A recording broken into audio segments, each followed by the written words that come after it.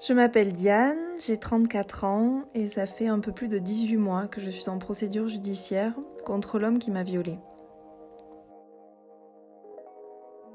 Donc ce soir-là, je suis arrivée chez lui pour un apéritif dînatoire.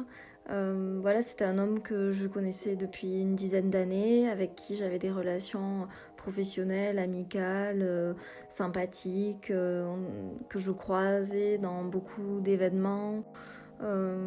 Voilà, de façon régulière, et je n'avais vraiment aucune inquiétude ce soir-là. J'y suis allée comme je suis déjà allée chez des amis prendre l'apéritif. Donc, quand je suis arrivée chez lui, ça s'est déroulé comme je m'y attendais. On a discuté du travail, de son job, du mien, de nos entreprises. Il n'y avait aucune séduction entre nous, c'était vraiment une relation lambda, tout à fait normale. Voilà, la soirée est passée comme ça, et puis vers 11h, j'ai dit que j'allais y aller. Et là, il a insisté pour me servir un dernier verre avant que je parte. Et avec le recul, je vois bien qu'en fait, il a attendu que les effets de la substance se voient dans mon comportement. Mes gestes étaient moins fluides, j'ai renversé mon verre. Et c'est après ça, juste après que j'ai renversé mon verre, que il m'a embrassée et que la soirée a pris un tournant complètement différent. J'ai de forts soupçons que c'est dans ce verre-là qu'il m'a droguée. Et à partir de là, il a agi avec moi comme si j'étais une poupée de chiffon, avec un calme et en même temps une euphorie qui était déconcertante. Il m'a dit viens, on va à l'intérieur parce qu'on était sur sa terrasse. Et là je lui dis non, je vais partir. Et j'ai essayé de prendre mon sac à main, de partir. Et là il m'a repris mon sac à main, il l'a reposé à un endroit et puis il m'a assise. Et là, il m'a vraiment manipulée, il m'a pris par les épaules, il m'a posée sur le canapé, il m'a allongée sur les coussins qu'il avait préparés, et il m'a pris les pieds qu'il a mis sur le canapé pour m'allonger. Sans pouvoir exprimer une résistance physique, alors que la résistance verbale, elle était là. Je n'ai jamais arrêté de dire non. J'ai toujours répété que je ne voulais pas, que je voulais partir, mais il n'y avait pas de réaction de mon corps. J'étais très molle, et à chaque fois que physiquement j'essayais de me relever, de partir, c'était très difficile. Et lui, il jouait avec ça. Quand j'arrivais à me lever, en fait, il me ceinturait pour me faire retomber. Donc il m'a vraiment épuisée. J'ai eu le sentiment, avec le recul, d'avoir été une souris dans une boîte avec laquelle il a joué jusqu'à ce que je m'écroule. Avec le recul, c'est un état... j'étais spectatrice de ce qui était en train de m'arriver. Il y avait vraiment un état de dissociation compliqué à gérer sur le moment. J'ai le sentiment d'être tombée dans un piège. J'ai vraiment été un objet au service de son délire, de ses envies, de son crime. Mais je n'étais plus du tout un être humain que l'on considère, pour qui on a de l'empathie. C'est vraiment une relation en fait, qui est aussi déroutante, parce qu'on se retrouve face à quelqu'un qui ne se comporte pas comme un être humain, qui ne se comporte pas avec les réactions qu'on attend d'un autre être humain. Et ça, je pense qu'on n'est pas préparé à vivre ça. Et c'est terrorisant quand on le vit, même si on se le verbalise pas comme ça au moment où on le vit, mais notre cerveau et notre psychisme, ils captent bien qu'en fait on n'est pas dans une relation normale face à un être humain normal. On est face à quelqu'un qui nous vaut du mal et pour qui on est juste un objet.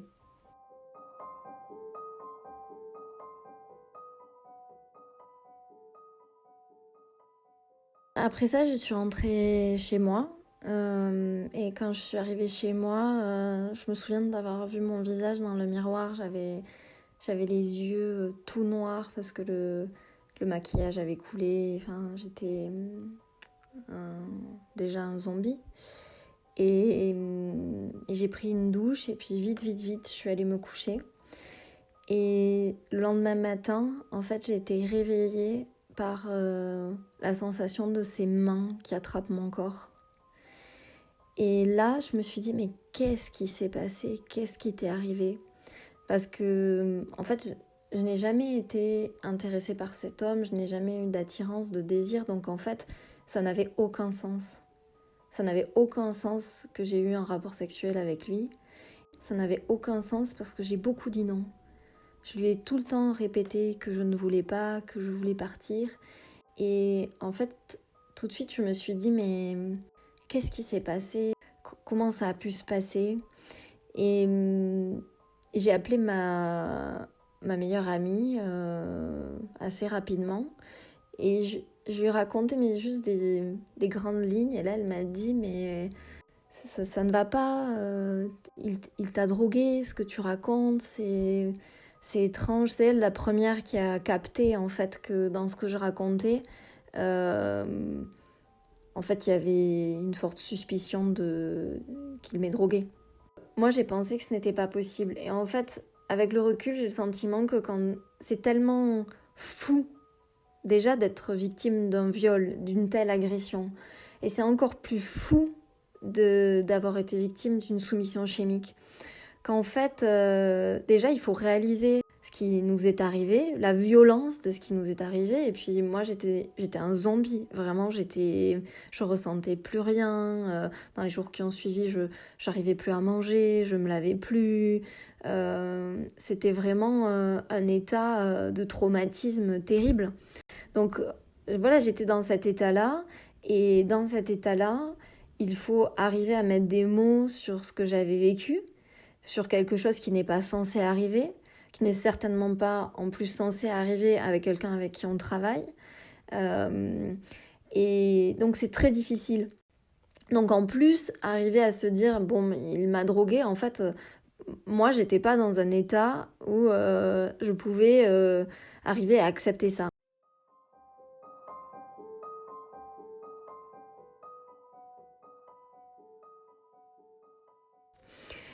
Et le lendemain, en fait, je me suis dit, bon, ça ne va pas, le comportement de cet homme, ça ne va pas, tu as beaucoup dit non, en fait, il est dangereux, il n'a pas écouté ce que tu disais. Et là, j'avais l'envie et la conviction qu'il fallait que je dépose une main courante parce que il fallait protéger les autres. Et que s'il faisait ça à quelqu'un d'autre, au moins, il y aurait une trace de ce qu'il m'avait fait à moi. Suite à ça, j'ai contacté mon avocat parce que j'avais divorcé quelque temps avant et l'avocat qui s'était occupé de mon divorce était aussi un avocat pénaliste. Et donc je l'ai appelé pour en parler avec lui. Et je lui ai raconté et je lui ai dit mais ça, ce qui m'est arrivé, qu'est-ce que c'est? Et il m'a dit, madame, c'est un viol. Que vous avez vécu, les faits que vous décrivez, c'est un viol. Et j'ai pris la décision de porter plainte. Déjà, aller porter plainte, c'est très effrayant. Parce que quand on va porter plainte pour viol, en fait, quand même, on sait dans quoi on s'engage. Les conséquences, en fait, m'ont fait très peur, ce qu'il allait falloir faire. Et puis, ça m'est arrivé dans le cadre du travail, donc j'ai très peur aussi des conséquences sur mon travail. Et puis, je savais qu'il n'y aurait plus d'intimité, en fait, que ça allait être difficile. Donc, c'est très effrayant. Et puis, je savais ce de quoi j'allais l'accuser. Et c'est très grave d'accuser quelqu'un de viol. Et du coup, c'est pas une décision que l'on prend à la légère. Moi, j'ai eu le sentiment de ne pas avoir d'autre choix. Qu'en fait, je devais porter plainte parce que c'était un homme dangereux. Pour que la justice et la police puissent agir, ma responsabilité, c'était d'aller porter plainte.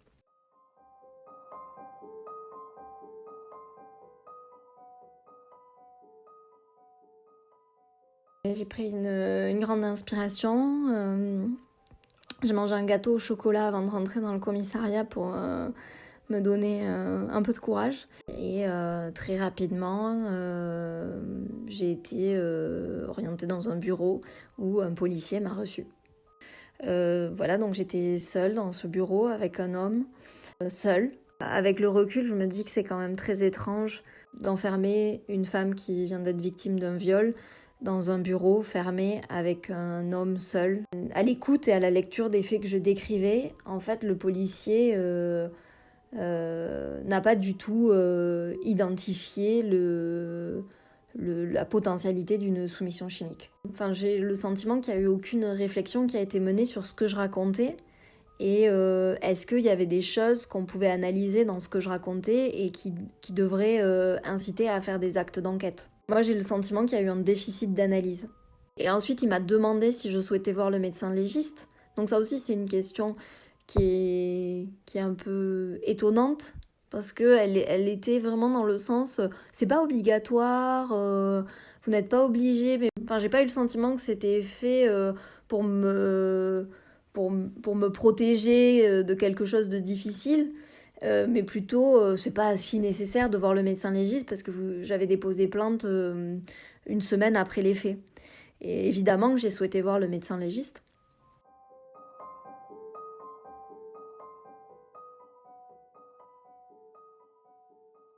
Le rendez-vous avec la médecin légiste, pour moi, il a été aussi intéressant dans ma reconstruction parce que j'ai senti qu'elle me croyait. Voilà, et puis elle m'a donné des explications. Par exemple, depuis les faits, en fait, à chaque fois que je parle de ces faits, j'ai la tête qui me brûle. Voilà, et ça c'est dû à l'angoisse et c'est la première personne qui me l'a expliqué. Et puis elle m'a encouragée. Elle m'a dit accrochez-vous, vous allez voir d'ici quelques semaines, ça va aller mieux et puis ça va s'améliorer, vous allez y arriver. Et ça c'est des mots encourageants qui m'ont donné un peu d'oxygène. Parce qu'il y a quand même cette peur que moi j'avais qui était est-ce que je vais arriver à m'en remettre ? Parce que j'ai eu le sentiment qu'en fait il avait tout brûlé en moi. En fait il a assassiné mon psychisme et il restait rien de moi.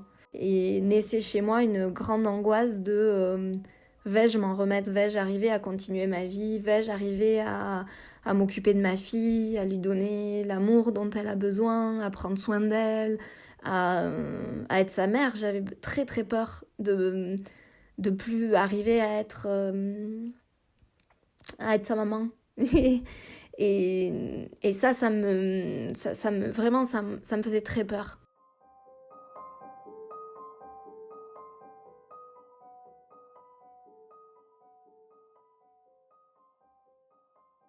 Voilà, le rendez-vous avec la médecin légiste était une semaine après les faits, donc elle n'a pas procédé à des prélèvements, puisque c'était trop longtemps après les faits, ce n'était plus pertinent. Donc ça a été un échange.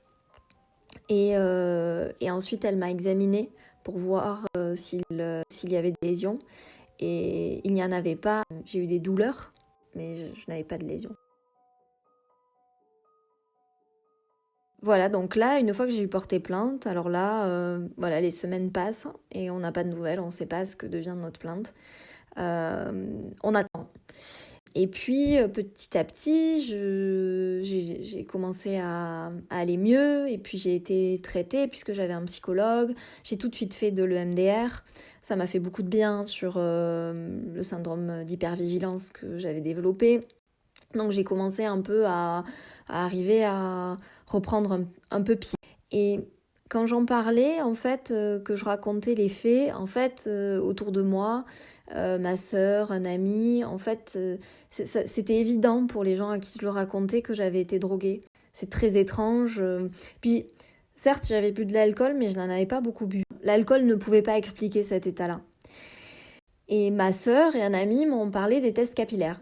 Et c'est bien tombé parce que quand j'ai cherché sur internet les tests capillaires, j'ai trouvé le numéro d'un laboratoire privé qui fait ça. Et quand je les ai appelés, j'étais encore dans les délais. Donc j'ai raconté au monsieur du laboratoire les symptômes que j'avais, ce qui s'était passé.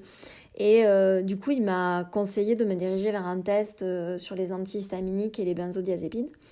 Et voilà, donc j'en ai parlé avec mon avocat de cette possibilité des tests capillaires. Et donc j'ai essayé de passer par l'État en fait et par la police pour les faire. Et le seul contact que j'avais, c'était la juriste que j'avais rencontrée de l'association des victimes. Et donc je l'ai appelée en lui expliquant. Et là, en fait, elle m'a envoyé balader en me disant que non, c'était trop tard, que ça servait à rien. Et mon avocat m'a dit, écoutez, vous avez les moyens financiers de vous le payer. En fait, on ne peut pas louper le coche, donc passez par le laboratoire privé parce que là, s'il faut se battre contre la machine pour arriver à les convaincre de vous prélever des cheveux dans les 10 jours qui arrivent, on ne va pas y arriver.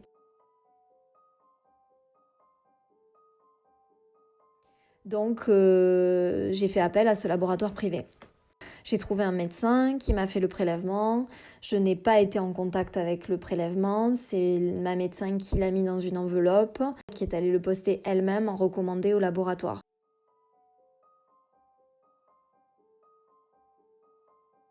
Et donc ça, c'est un moment qui pour moi a été vraiment très difficile parce que je me suis fait raser la tête. J'avais un trou derrière d'un diamètre d'au moins 4 cm. Donc c'était vraiment gros. Et puis bon, ça a saigné parce qu'elle l'a fait au rasoir. Et bon, c'est pas sa spécialité. Elle avait jamais fait. Donc elle a vraiment fait ce qu'elle a pu pour que ça soit au bon endroit, que ça se voit pas trop, voilà, pour prendre soin de moi. Voilà, quand on est une femme, se faire raser la tête, c'est très humiliant. Et puis c'était une mutilation de mon corps parce que dans le crime que j'ai subi, en fait, ma vie continuait sans qu'il y ait de marques sur mon corps. Et avec ce prélèvement, en fait, mon corps, il est marqué. Et il est marqué pendant le temps que mes cheveux repoussent à ma longueur habituelle. Il faudra entre 3 et 4 ans. Et j'avais peur aussi que en fait, les gens le voient, que j'ai à donner des explications. Mes proches, j'avais peur que ma fille le voie, qu'elle me dise mais maman pourquoi tu as un trou dans tes cheveux.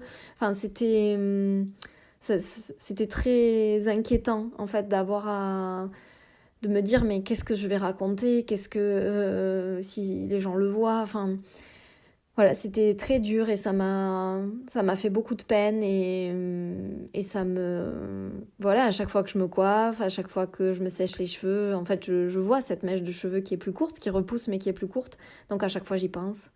Et ça, c'est dur. Et c'est quelque chose qui vient s'ajouter au traumatisme et qui est difficile à vivre.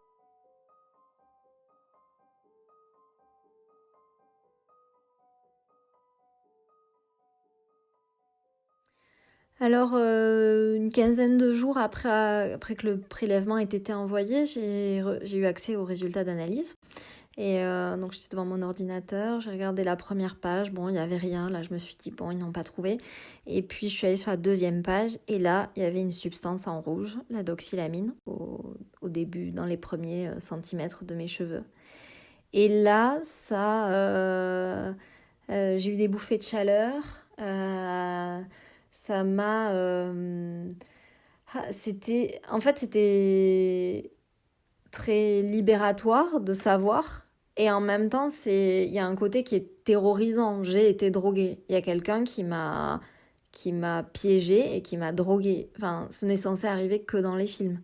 Et du coup, c'est un moment qui acte quelque chose. Et je sais qu'il m'a droguée, je sais ce qui s'est passé. Et ça, c'est apaisant. Parce que d'être en tout cas pour moi, le doute était horrible. Quand j'ai vu mon agresseur au moment de la confrontation, en fait, ce moment où moi j'ai dit, voilà, il m'a droguée, voilà ce qui s'est passé. En fait, lui, maintenant, il sait que je sais. Il ne m'a pas dupée. À partir de ce moment-là, en fait, ça m'a redonné de la dignité. En fait, j'ai eu le sentiment que cette domination absolue que j'avais subie de sa part, en fait, elle s'arrêtait parce que il savait que je savais ce qu'il avait fait.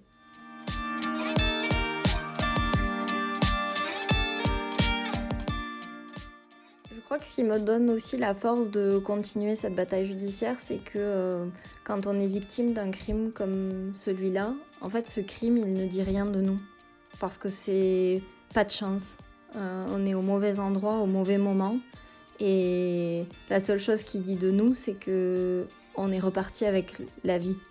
Et moi, j'ai envie de continuer à me battre parce que c'est ce que je suis. Et j'ai envie d'être celle-là qui se bat pour que justice soit faite.